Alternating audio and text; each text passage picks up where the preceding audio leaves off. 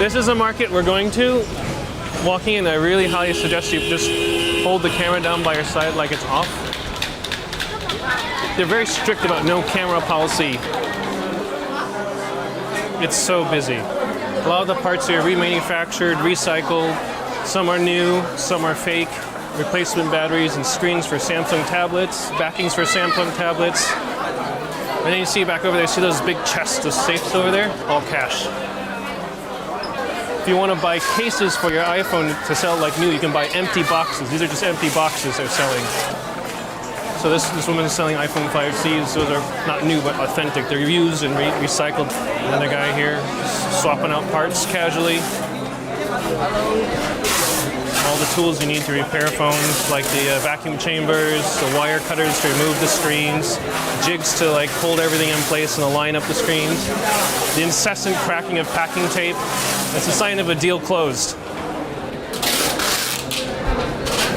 And then you pop out here in a suburbia. Welcome to the suburbs. Oh my gosh, I love Shenzhen. You can't talk bad about Shenzhen. Shenzhen started from a fishing village. From 300,000 to 10 million. 14 million. 20 million. No cities in the history of human civilization as we know was able to do this. 深圳为什么成功？就是要拓荒，就是要突破这种盘根错节的束缚，进行改革开放。 Shenzhen is creating more millionaires than any other cities in China. I mean, they can do everything. The factory of the world. People don't understand this. It could be Europe, US, anywhere else. You're about 9 months behind us when it comes to technology, and that's just a fact. The model that is being developed in Shenzhen can actually be quite threatening for models that had already been established and very successful in other parts of the world. I do think that the core tenets of sharing IP that they have is extremely enabling. It's a cultural change. It will take a while, but the future is possible.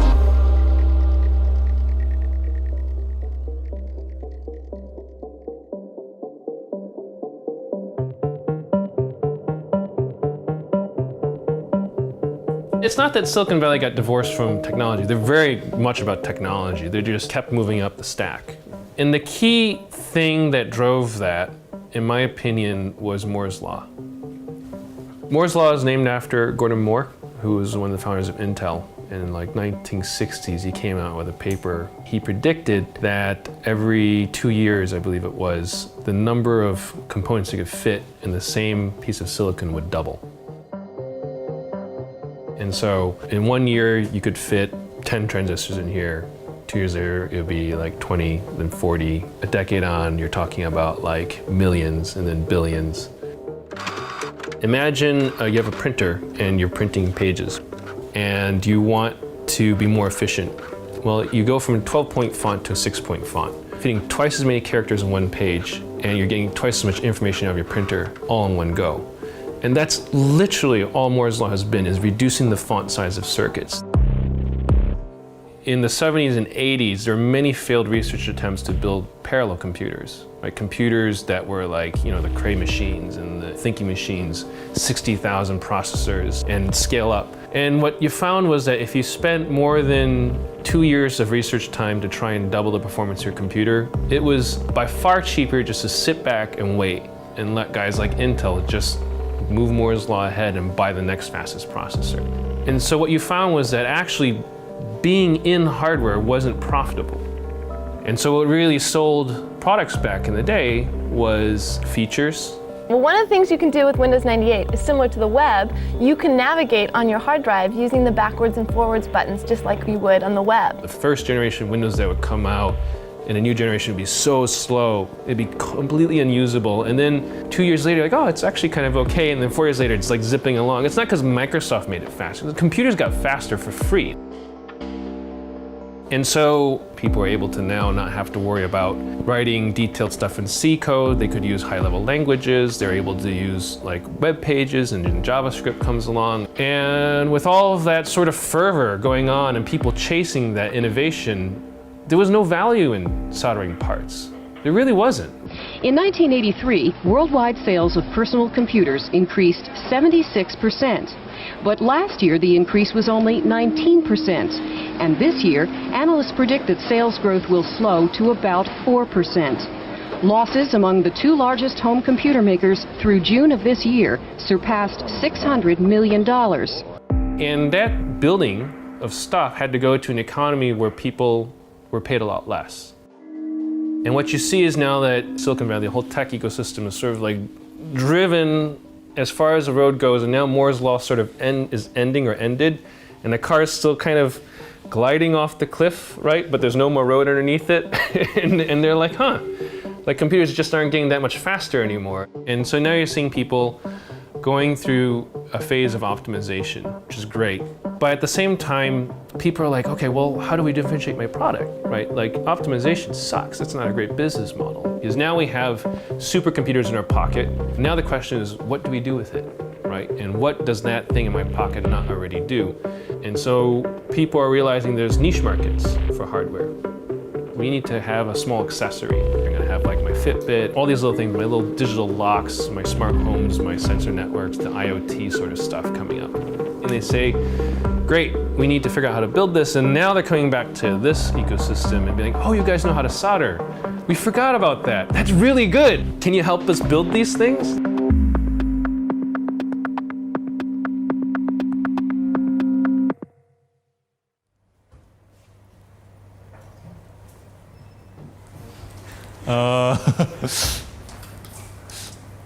What should we say?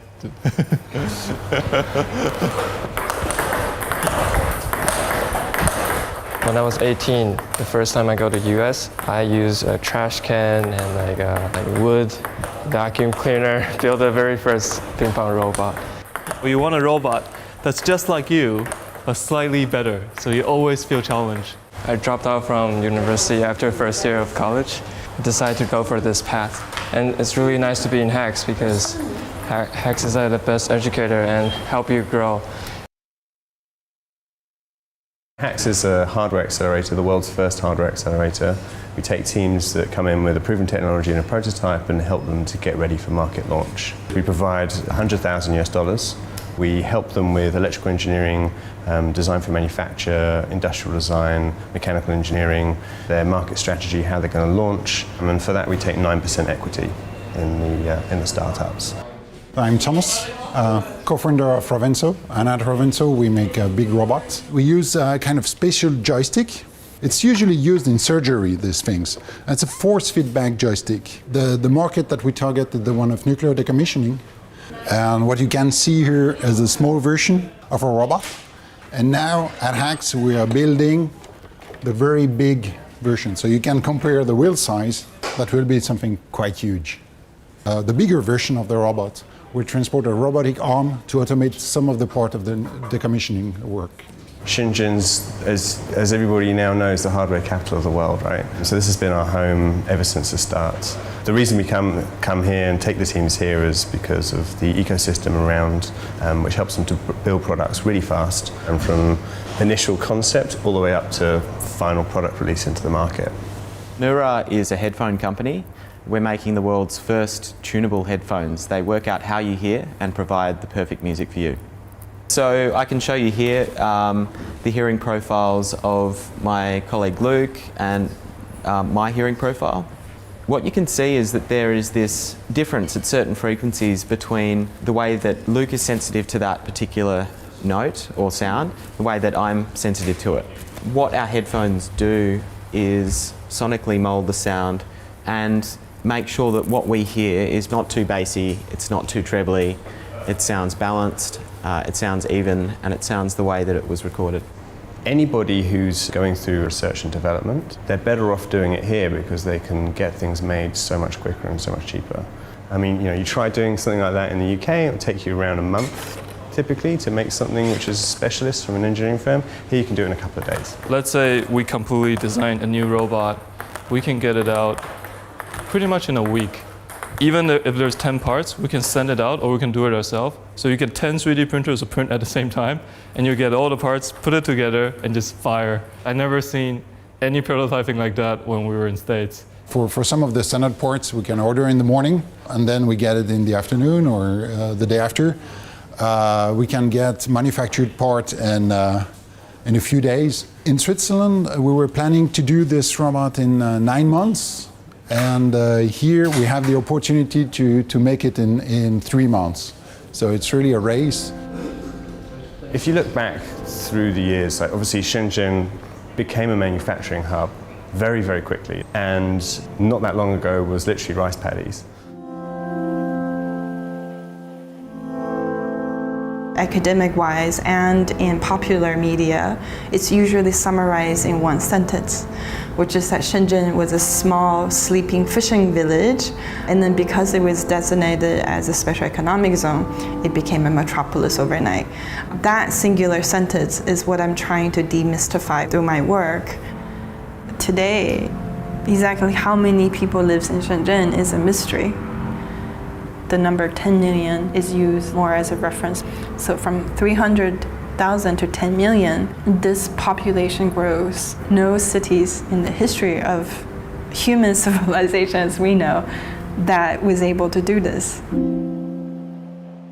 Prior to 1980s, China was in a very poor economic state.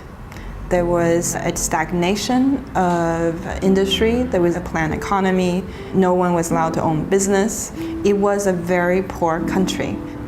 The leaders in Beijing have been thinking about what can they do to try to lead the country out of poverty.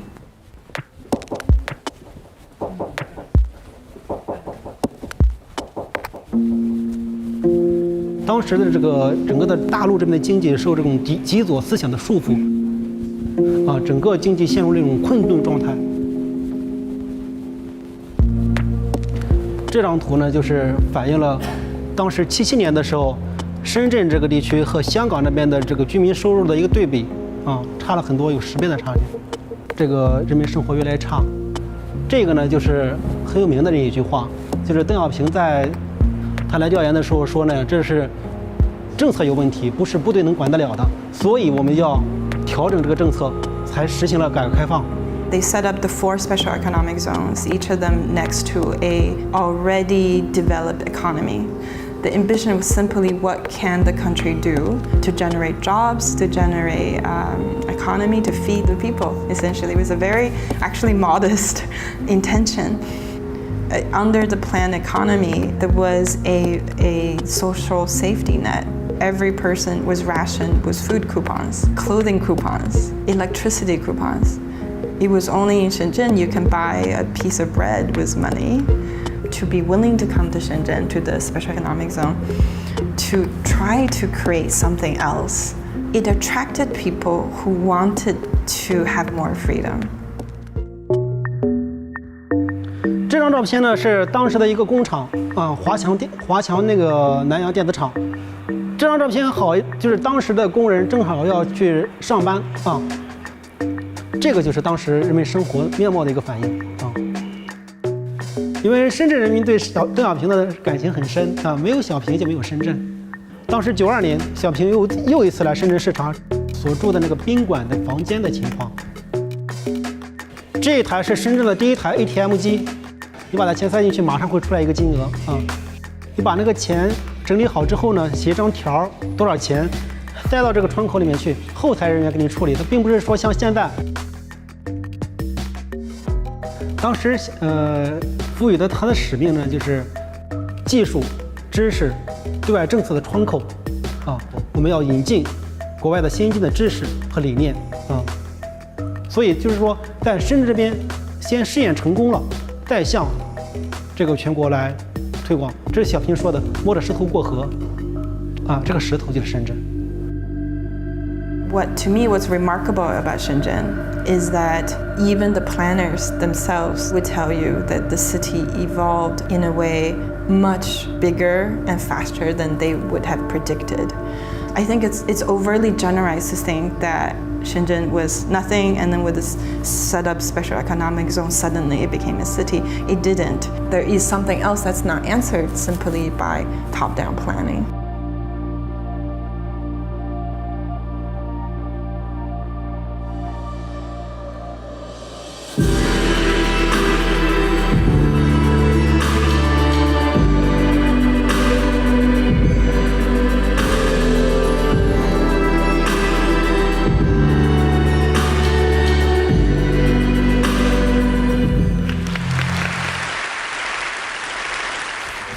Yes, so good morning. Thank you all for joining me in a discussion about innovation that is happening right here in China. We're investing with you, the developer community. We have been investing in open source solutions because we know that when there are standards and when there are open source offerings, that the pace of technology innovation and the pace of technology adoption accelerates. I think for the past 100 years, the Industrial Revolution put us into small cages. Consumerism has killed a lot of creativity. But for the post-industrial generation, they should have more freedom to create, to explore, to invent. I think through Maker Movement, we are bringing it back. So we're here with the MakerBot Cupcake CNC, which is a 3D printer. You can build things like Tom York's head, because he actually open sourced the data that was filmed for a video of his. Now what's also interesting about this whole scenario is that there's a whole thriving community of users who are taking these to build all kinds of different objects. They're sharing the objects online, and additionally they're sharing information on how to build and improve upon the design. Everything is completely open sourced, the software is open source, the hardware is open source. I just can't wait to see what people come up with.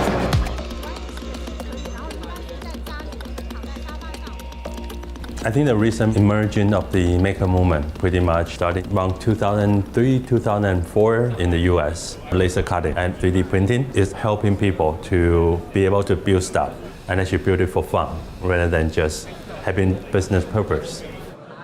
Right around that time, this guy named Dale Doherty, he was thinking about starting a publication called Make.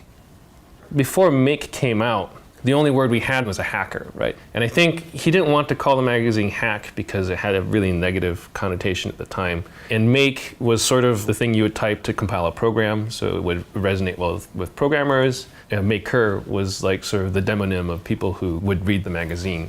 That sort of coined the term maker. I think in creating that publication, he sort of solidified the movement, and the Maker Faire created that phenomenon. In China, in the beginning, nobody knows about makers. Nobody cared about makers, but because we go to the maker fairs in New York, in Bay Area, we're so jealous. So instead of waiting for someone to do it, we say, why don't we do it?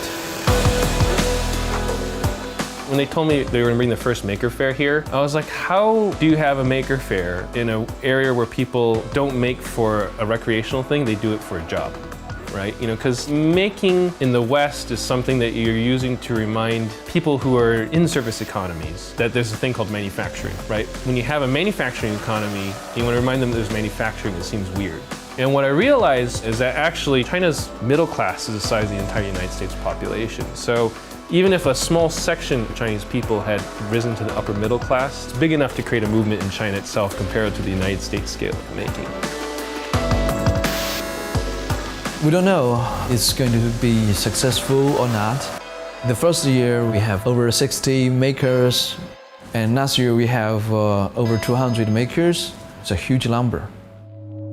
Some interesting phenomena also emerging out of this in the past years. What's happening is the open source hardware movement. Traditionally, the circuit board is closed and proprietary. You need to have a contract, a non-disclosure, and a huge sum of prepayment in order to get access. But with open source hardware, everybody can access to that information, and everybody can modify that to suit their need. People here, they create a circuit board, and just under the expectation, it is going to be open. It's going to be copied and evolved by someone else. There's no one running around in Shenzhen and say, okay, well, I should be credited for creating this. If someone else can make this, get someone else to use it, merrier the better. Not having the ego attached to your creations and understand how actually an open source system works. The maker movement is at that junctures. I'm getting a little sick of hearing about the same people on TV over and over and over again, so I decided to do something about it. This Arduino project, which I called the Enough Already, will mute the TV anytime any of these overexposed personalities is mentioned. To mute the TV, I'm going to use an IR LED. Now, anytime a keyword is mentioned, the TV will mute for 30 seconds. Our producers caught up with Kim Kardashian earlier today. It should do a pretty good job of protecting our ears from having to hear about the details of Kim Kardashian's wedding. Arduino is becoming the trigger point because it has so many millions of makers using that. This is a prototype we're trying to make, a robotic arm for the people who have Parkinson's diseases. We want to make a spoon like this, and if you just shake here and stable. If we come to Shenzhen like 10 years ago, 20 years ago, it will be very difficult for a maker to tap into the resources. But now you have so many resources.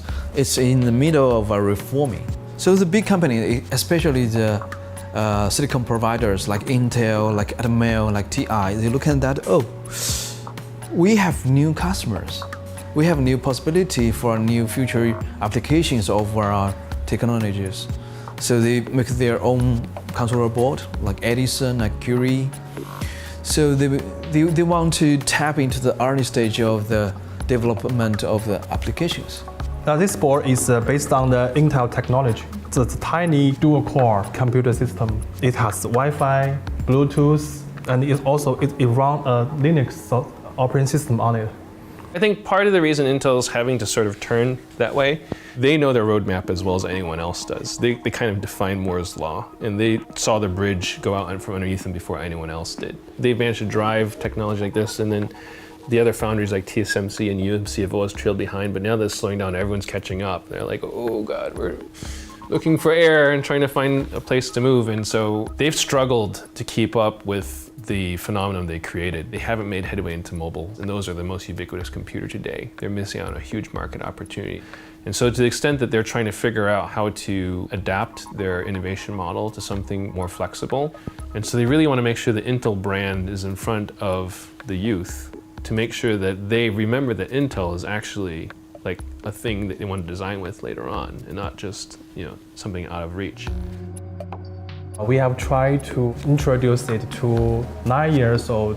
This thing is a little bit difficult, but it's acceptable. You do not need to write any boring code. In a smart node, you can just drag and drop and link them together.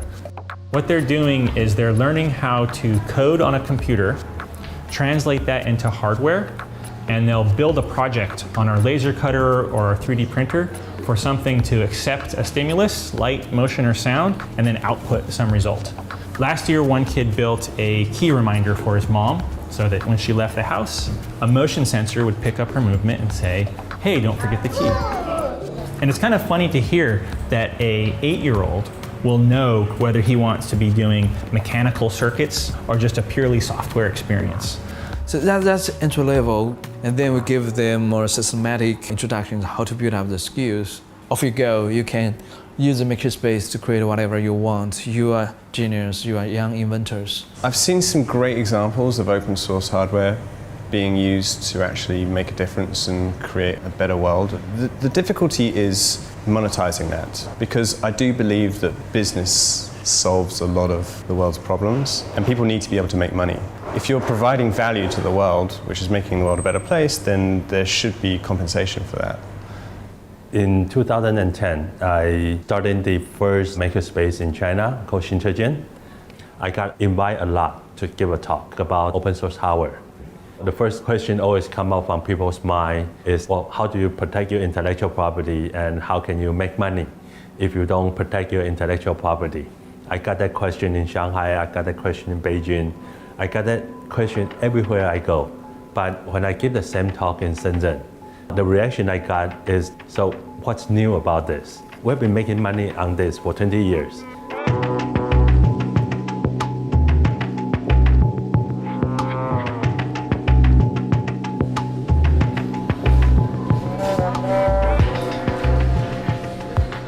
这个地方是全球最大的元器件的集散地，这里总共1楼、2楼现在有800多家，将近900家的，全是做 IC 的。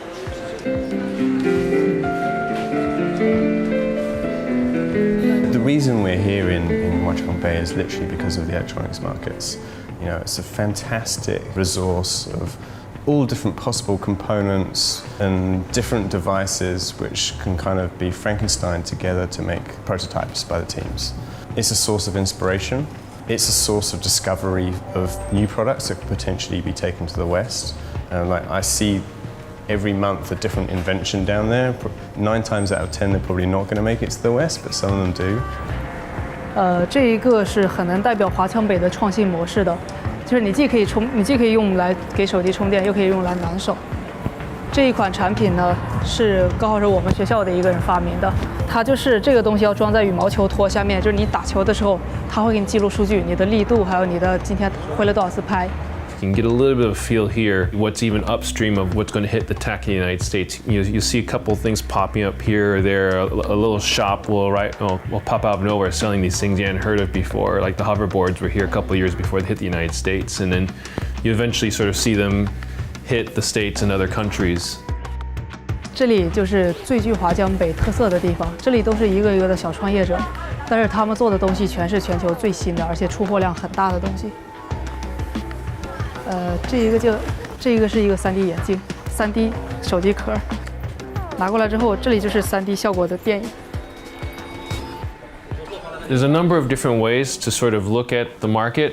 For an engineer, you're sort of limited at thumbing through catalogs and looking at pictures and very slowly going through specification sheets. For example, if you want to put a switch in a product, you want to know how it feels. You want to kind of know the exact size and the little mountings and the fussy bits. And it can take a long time to find exactly the right part. You come here and they're like stalls with like hundreds of different types, and you can just reach in and just touch them and play with them, and you can like walk stall by stall and see all the different variety. And it's not just a showroom. Once you find the switch you like, you can be like, hi, I'd like to buy 1,000 of them, and then for a very low price, you can just over the counter buy it, carry it off, and go into production. You can fix your phone here. 告诉他们这个是我们的朋友靠得住的，就给个实价就行了。150。也是拿手机练嘛，拆解，时间久了就，也不是各个地方嘛，这个已经好多年了。It's got a huge amount of acquired knowledge and skills. There's electrical engineers there who'll solder up 50 PCBs for you in record time. You can go down there and piece together different components to make a new mobile phone. There's nowhere else in the world you can do that. You can get like a chipset that was in a notebook, for example, for less than $15, which can enable computing power inside a new product. That's a fantastic resource for some of the startups. That kind of philosophy has kind of spread out all around China. 他们在里面的，他们都是一个像修手机都是一个圈子，他们相互之间都会认识。可能他某一个人他只会做一个部分的功能，另外一个部分的功能呢，他会交给他的另外一个朋友去做，所以他很快就可以把这个东西做好。在华强北呢，有的人他就会设计，有的人呢他就会把这个产品生产出来，有的人呢他会卖，所以他们之间全是合作的关系。所以呢，在这里呢，他生产研发一款产品推向市场时间特别的短。只需要2-3个月的时间，但是这在国际上，传统的行业里面，它需要1年的时间，但在华强北只需要3个月。起码这里有泡，这里有泡要这里面嘛，所以我要现在的话要一个真空期把它。基本他们还是属于老一代的创业者，他们老一代的创业者就是学徒制，就有些人先在这里闯荡，然后他就会带徒弟。徒弟学会了之后，就会另外的开档口，开这么一个小店。所以呢，他们的技术就是跟着师傅学出来的模式。When we're starting to look at the maker coming to Shenzhen, there's this excitement on how open the system is, like nowhere else. You can buy all sorts of stuff. Everything is available in volume. But in the West, there's a binary distinction between the makers and the hardware startup. The maker, you do this for fun, you do this for your passions. But when you're starting to make this into a business, you should forget about sharing, you should forget about all this open stuff and focusing on the business. But in here, there's very little differentiations between I want to make this for fun and I want to make this for profit. There's no binary division of the mindset of makers versus startup. Maker and startup in China is a continuum. You shouldn't be stopped from making money out of the thing you love to do. And you should not be forced to choose between open and proprietary just because you want to become a business. Right now it's just in the West. We haven't seen an open source hardware system working. 这个是苹果的 logo， 是这里自己做的，但是做的和真的是一模一样的。然后呢，后面的文字，这些文字旁边也可以做的完全一模一样。地方拿出。对，其实更恐怖的是 iPhone 还没有在大陆出现，这里已经有了一笔完全的高仿了，就一模一样的。但是其实它的质量也不差，就是它一模一样的。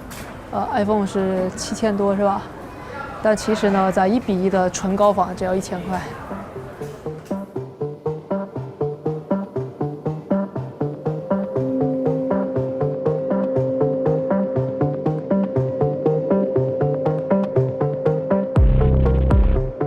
In the West, there's an idea that I can have a company that produces nothing, has a ton of patents, but produces money by suing everyone for rights to those patents. You don't even have inventors, you have lawyers making money off of buying intellectual property and trading it. That's weird, right? It's kind of weird that you produce nothing but make a lot of money.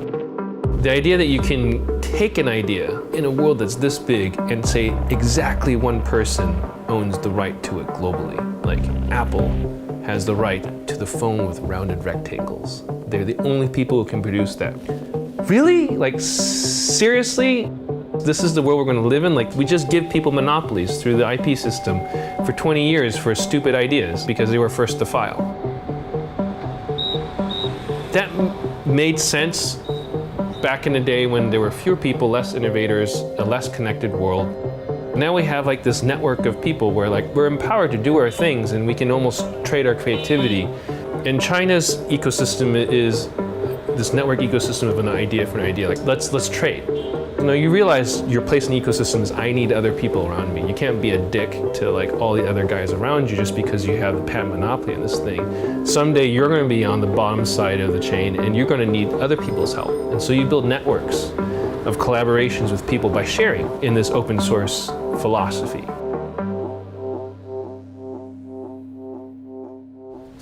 Oh yeah, we have our first copycat. Well, that's not copycat. Let's say it's a fan. The guy reverse engineered from the video you've seen, published the plan of the of 3D models. You can download and print your own one. What we want to do is we want to print it. All the hardware companies that come in here, of course, we encourage them to patent all of their technology. But we don't expect them to fight anybody who's copying them. We expect them to be moving much faster than anybody who's copying them and coming up with the next thing the whole time and building a brand. And then eventually those patents may get used when they get into a patent trade-off. That's the use for patents, not to stop people copying you. The way to stop people copying you is to make whatever they're copying irrelevant because you've come up with something much better. A huge barrier, I think, to small companies in the United States is like the patent system and the copyrights and just like left and right, it's just legal challenges, and you spend a huge portion of your money on lawyers and IP filings and all that sort of stuff. It's a drag. It really is. If you want to be making stuff, you want to be actually working with people and sharing ideas openly and getting things going. Hi, I'm Shenzhen. I like to invent things. This one is called a solo wheel. You control speed by the leading. This is my latest invention. It's called hover tracks. Yeah, the hoverboard story is a very interesting example of somebody in America who came up with the intellectual property and then spent a long time fighting manufacturers who were actually creating something which was similar. That's a great example of a case where I would have encouraged somebody not to start like fighting around IP protection. It's better just to build a brand around a really great product. Make sure that you've got, you know, the leading product in the area.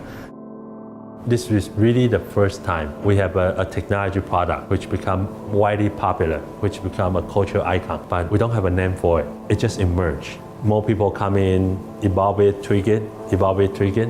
Eventually it will get to a form which will go viral. This is kind of pointing to the future of how things could happen. So in Huaxianbei, you still find Shanzhai, there are basically fakes, there are reproductions of established brands. I'll give you an example because this is a contemporary sort of Shanzhai smartwatch running on an Android system. The reproductions were really the items that were sought after by people who could not afford the real thing.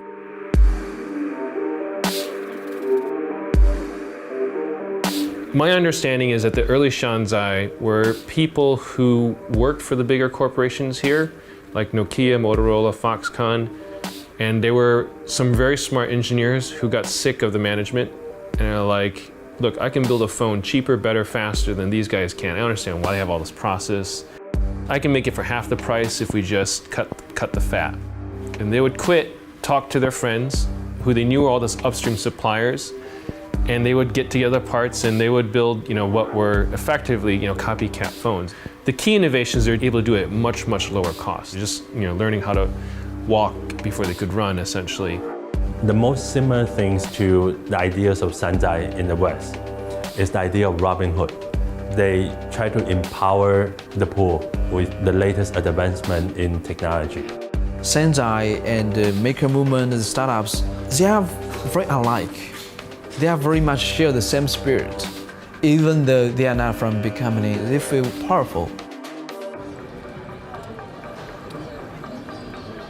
When they talk about people who left the factories and copied a phone, well, that was kind of like the open source stuff that wasn't open source. They just sort of like, oh, the schematics are on the desk.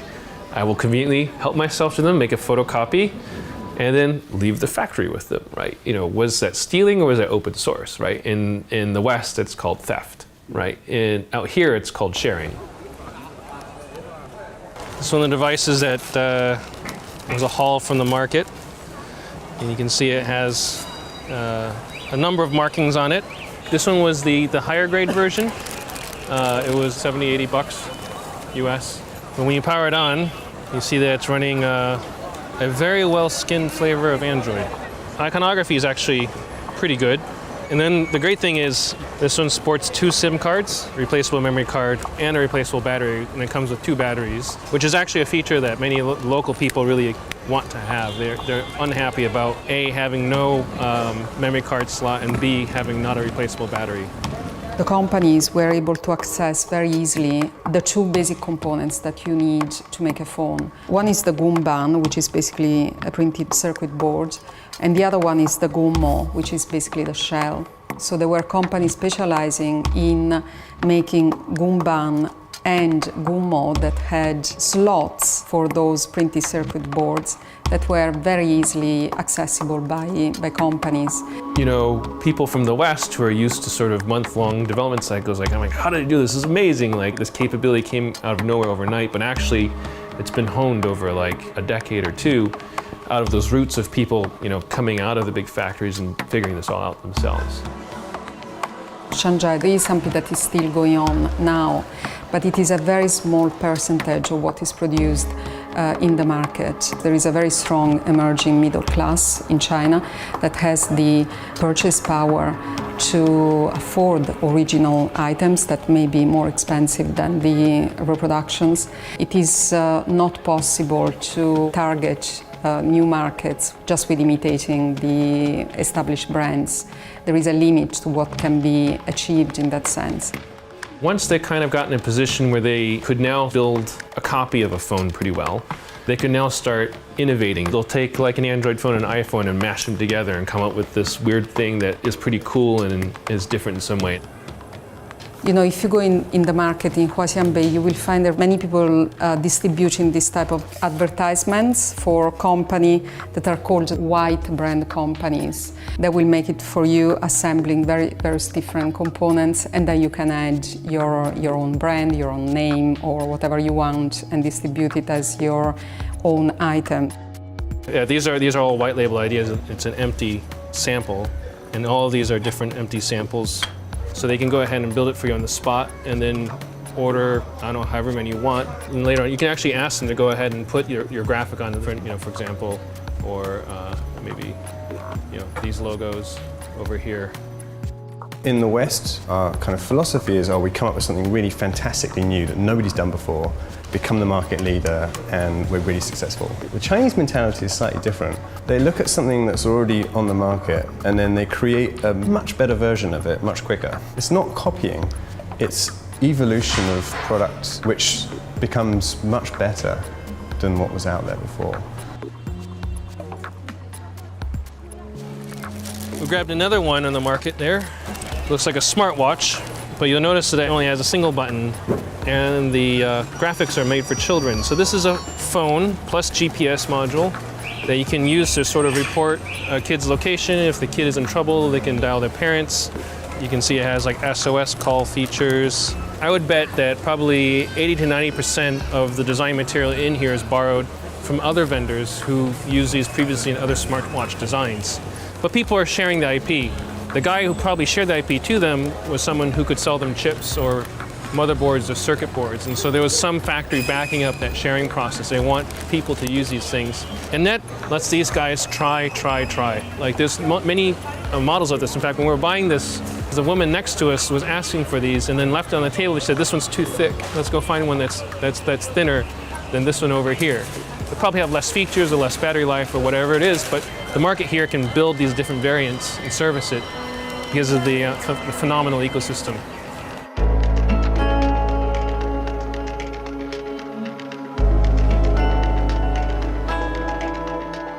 Something is really happening. Companies are realizing the importance of having new ideas and being different. So many companies who were involved in the Shanzhai before are now looking at design. They are now looking at how to develop innovation in their own companies.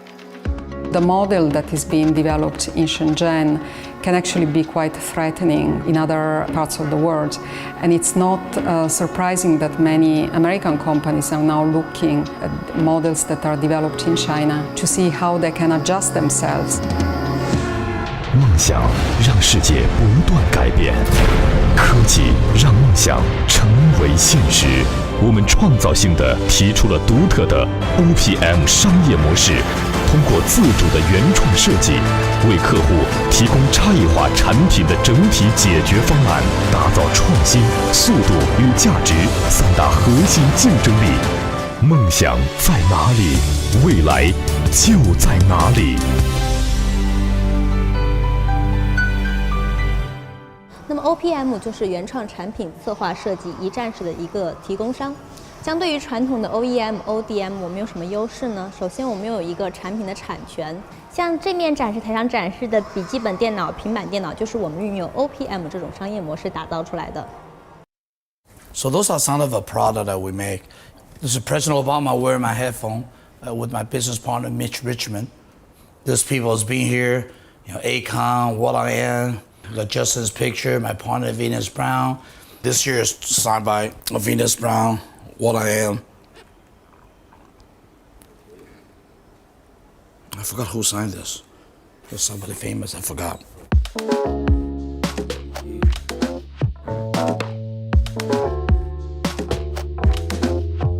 This is my office.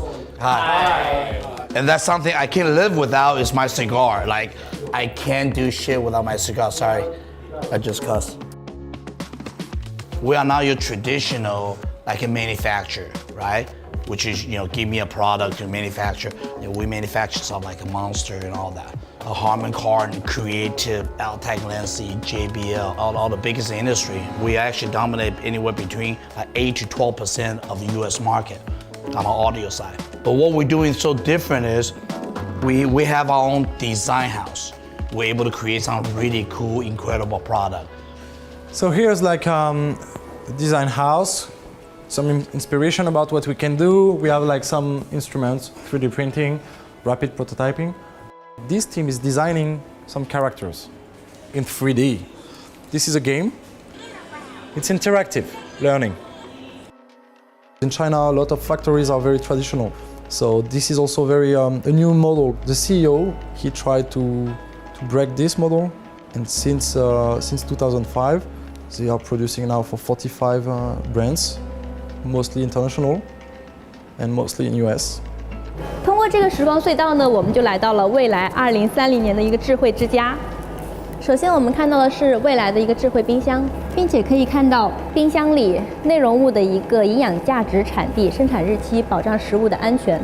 同时呢，当冰箱里食材储存不足的情况下呢，我们直接可以通过下单购买这么一个形式。Most people don't realize it. There's at least 26% of the technology from Silicon Valley actually come from Shenzhen.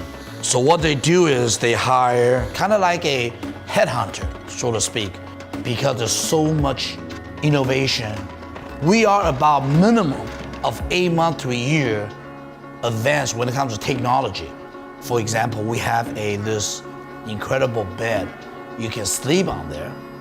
And the moment you wake up in the morning, it will give you stats, how many times you roll over, how much sleep, how much rest you have.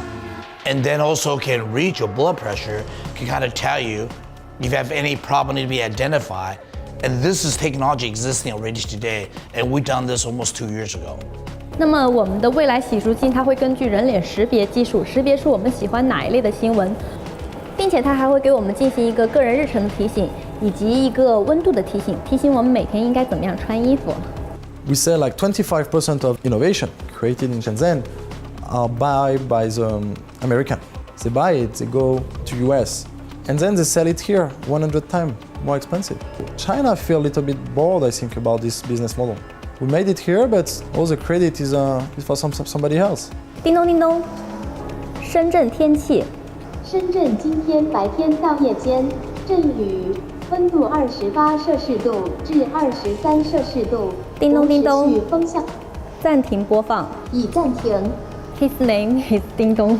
Everybody is looking for the Chinese startup, made in China.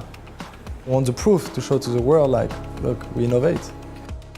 We have a lot of opportunity here. I think our focus should be, let's create a quality product. And you could be proud and say this is made in China. So if you can just focus on that new technology, to focus on a branding and to focus on the quality, and I think within the next 5 years, people have different perspective of made in China. I think that will happen.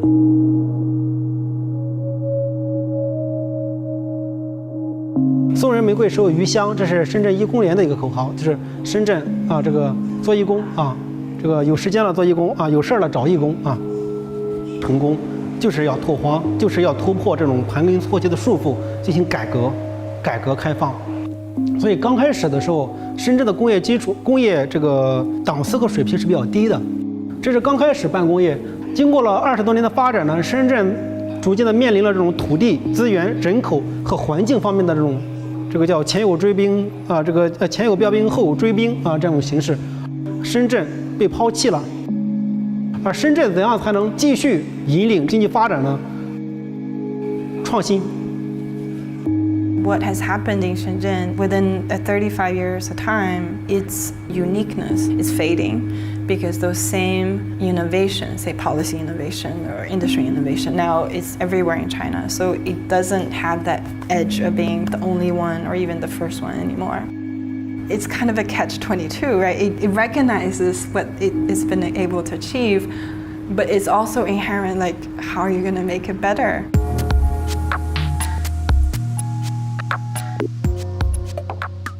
People who come to Shenzhen get older, and as the experience grows, they start to develop something new rather than manufacturing.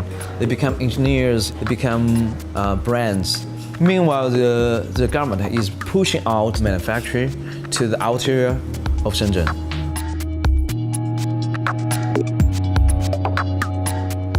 这个其实就是一台 PC。然后的话，直接的话，通过它接上显示器或者接上电视机，然后你的电视机、显示器就变成一台电脑了。里面有4G 的内存，128G 的硬盘。因为这个整个$60吧，$60到$90。我们的就是开源的核心的就 GPIO 那个要打开嘛。A lot of confusion is happening right now. What I'm going to do? What's next? Should I invest in branding or I just close my company? I think it's a perfect moment for innovations because I can attract at least a portion of them, to put the resources to innovate something new. 他自己有研发，有整个的打造成那个叫做精品，他就不再是做山寨，他去做自己的研发，做自己各种自己的品牌。但是现在我们在知识产权这个意识形态上已经非常的强烈。人家抄袭了我，然后他在 AliExpress、在eBay、在亚马逊上卖，我就可以很快的投诉他，他很快就要下架。这个世界我觉得应该是一个开源的世界，特斯拉。 包括说 Facebook、亚马逊，他们把人工智能都是开源的，在安卓的那些都是开源的。任何一种竞争都是基于一种更高级的商业模式的竞争，这是苹果的一种商业逻辑。我真的不喜欢苹果。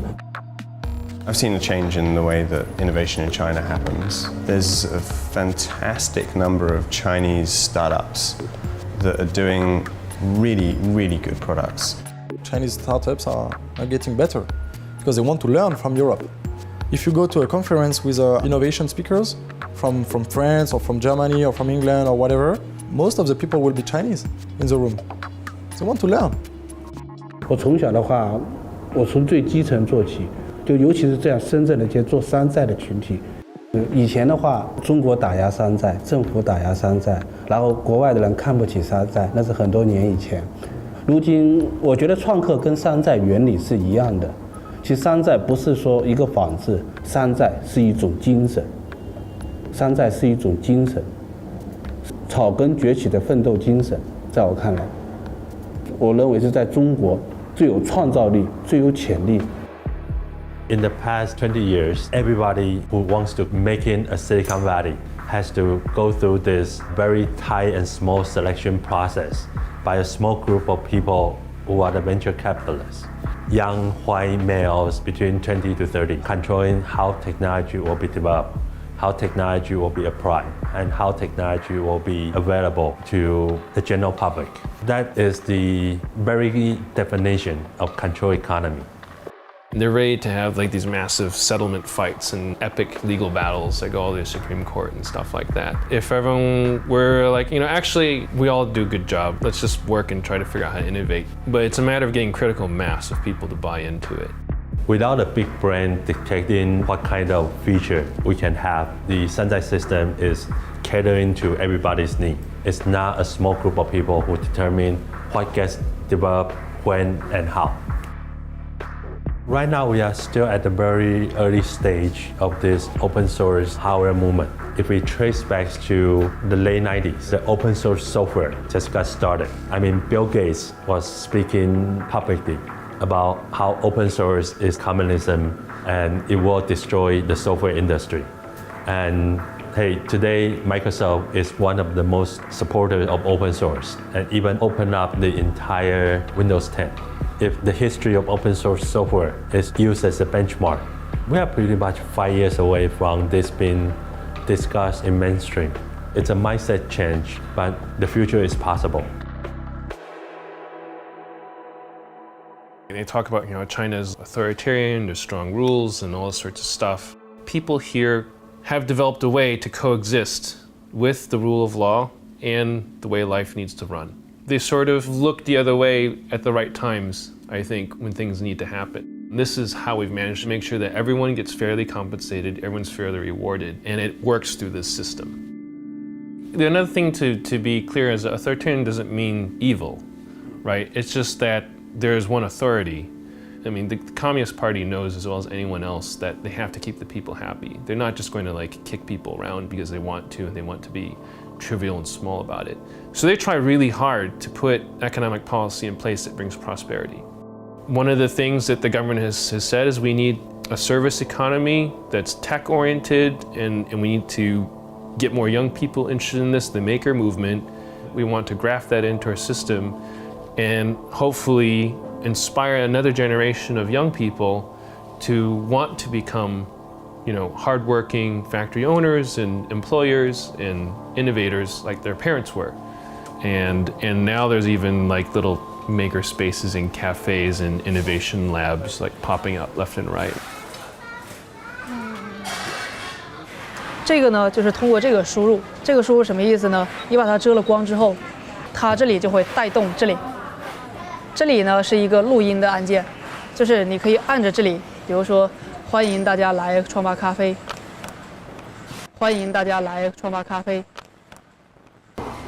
因为创发咖啡是我们在去年9月份，是由深圳大学和赛格集团然后联合帮助我们去成立的。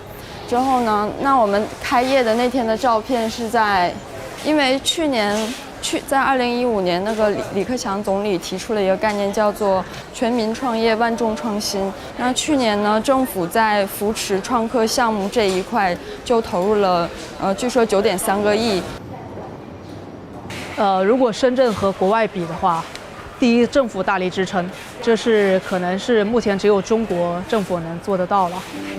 On one hand, it's great that the national government have seen this emergence of new media, new technology, and I think it's genuine to want to support it. However, I don't think there's a very good track record so far of governmental involvement in these more bottom-up activities. We take, for example, art districts, something that was emerging out of China 10, 20 years ago that really caught the imagination of artist colonies, galleries. But as soon as the government started to support it, the inevitable process of gentrification happened. Rent went up, more notable galleries moved in, so the artists who really were trying to experiment had to move out. So I have a concern along similar lines for these tech sectors. The government, in trying to support it, inevitably will formalize it. It's interesting to sort of see the city evolve. And so there's a sort of wave of money and gentrification. You can sort of rolling from the east to the west and from the south to the north. The pace at which they do it is just crazy. You can walk from one end of the city to the other, and by the time you walk back to the other side, enough of the city will change that you won't recognize it. It's just tearing itself down and rebuilding itself as you walk through it. There's a region over there that was all these little electronic shops. They just leveled it, put up a luxury mall, and put a high-rise on top of it, and you wouldn't recognize it. I mean, we have more high-rise here than anywhere in the world. I mean, honestly, if you walk around Shenzhen right now, we have over 278 buildings being built, up to 74. I travel all over the world. And when you look at everyone else, like, hey, we are the fastest growing, society right now, industry today, and that's just a fact. In China, there is a general lack of awareness of the negative ramifications of gentrification. Just as, in the 60s, no one in New York thought that was a bad thing. The reason why the city has embraced this notion of new technology is trying to reinvent itself. My concern is that in this reinvention, it wants to very quickly rid of its even immediate past. A city that really struggled, really was dependent on a lot of things the government couldn't provide. Things happened by chance, accidentally. A lot of it was bottom up. In fact, there was not one fishing village, there were 2,000.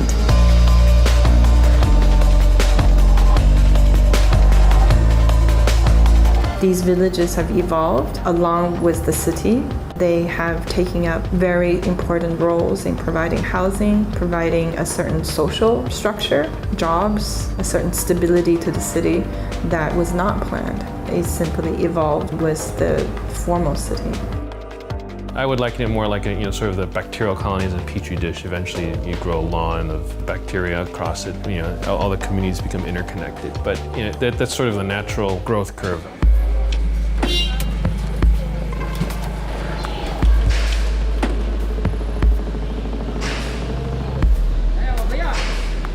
We are in Baishizhou, which is one of the more than 300 urban villages in Shenzhen.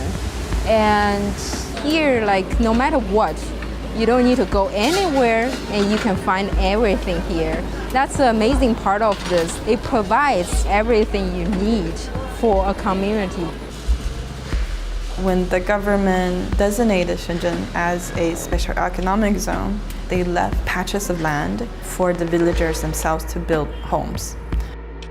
This is the boundary line between the city and the urban village. This side is urban owned and this is urban village owned. These urban villages are also breeding ground for a lot of innovation. You can change the structure, you can change the facade, you can spill your workshop into the alleyways. The whole neighborhood was built in this kind of bottom-up way. Shenzhen really represents a new modern image. It's a modern city, it's a new city. The urban villages are complete opposites to that image. The mayor's office declared the necessity to rid the cancers of the society. In those words, Baishizhou is going to be redeveloped this month, actually, April 2016. So this is how fast 150,000 people who lives here needs to be relocated. There's some rumors that the market here is eventually going to have to be displaced because as things gentrify, the rent on the shops are going to go up to the point where they can't sustain selling these small parts and whatnot. Just across the street, there's much more urban village going on. That's where we're headed to. And I can't say if it's for better or for worse, but it's definitely, things are changing. And so you transition straight out of the market into, urban village area like this. Personally, I have a bias. I hope that it never goes away because I enjoy it so much and it's such a valuable resource to me. You'll see big districts where people are taking phones and tearing them apart, and then another area putting them together into another phone. A lot of sort of recycling and upcycling going on.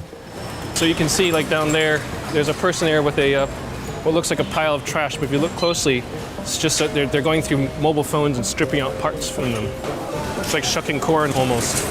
We'll just take a quick walk through one of these informal areas. This guy's selling iPhone recycled parts. He actually has big bundles of motherboards that they've pulled out of phones that were previously thrown away, and then what they do is they take out the motherboards and they take the chips off and they eventually find their way back down the market. I mean, you can get your roast pig's feet and then iPhone cases. This market itself plays a kind of a critical part in the ecosystem in terms of being able to move goods around. If one factory did a build and they had some excess and they want to get rid of it, a lot of it will come through this market and get recycled through the system. This one's straight from a factory floor. You can see that the motherboards are even still in the carrier. So this one was one that didn't even pass out of Apple, fully fabricated, and it found its way into scrap heap here. Well, people will go ahead and you can already see they've pulled off some ICs for recycling and reprocessing into fixing phones and so forth.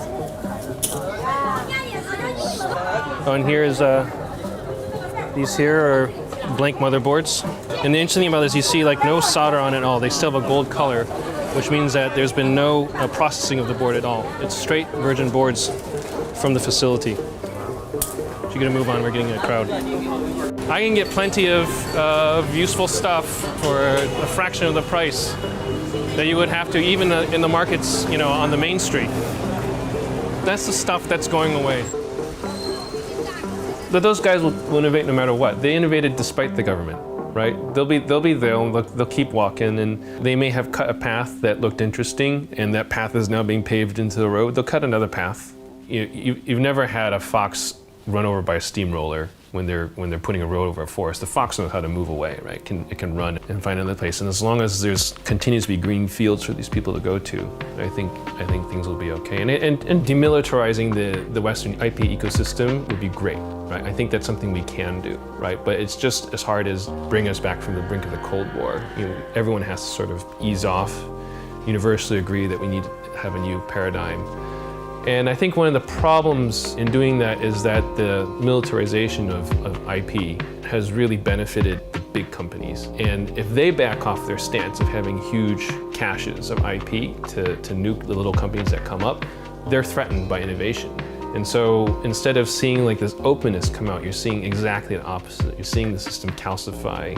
And maybe what will happen in days sure, they'll own their edifices, but they'll become so entrenched that they can't move on, right? Each of them is locked in their space, and then a very flexible ecosystem like China will just roll over them later on, and they'll wonder how that happened. It's because they did it to themselves at the end of the day. The beautifulness of Shenzhen is if you come here with the talent, with your efforts, your diligence, you can earn a place for yourself. The makers, the hardware startup, the Internet of Things, producing hardware, they all converge here in Shenzhen. And that's what makes Shenzhen the Silicon Valley of hardware. 就是工程师的研发的能量和深圳山寨供应链的能量带到全世界。赋予的它的使命呢，就是我们引进先进的技术。深圳进入了这样一个新的这个历史阶段，有一个新的历史使命，就是有中国梦这样一个阶段啊。Now, you look at this light switch. Are they straight? Every five-star hotel everywhere in China right now, this is a problem you can identify. This is a perfect example. If we can just have a person take 2-3 seconds to just make that adjustment, China will be a perfect place. Detail. Are they going to be more like the UK in the sense that they'll just shed their manufacturing background as they gentrify and sort of just go straight for a service economy? Or will they keep rooted in a sort of a manufacturing ecosystem and keep design parallel to it? Or will they just forever stay in manufacturing, right? Is that really just their core base and value and where they want to be? I mean, if China went from where they were to where they are today in 30 years, they could do that again in 30 years. Like within my lifetime, we could see the answer to this question. It'll be interesting to see where that answer ends up.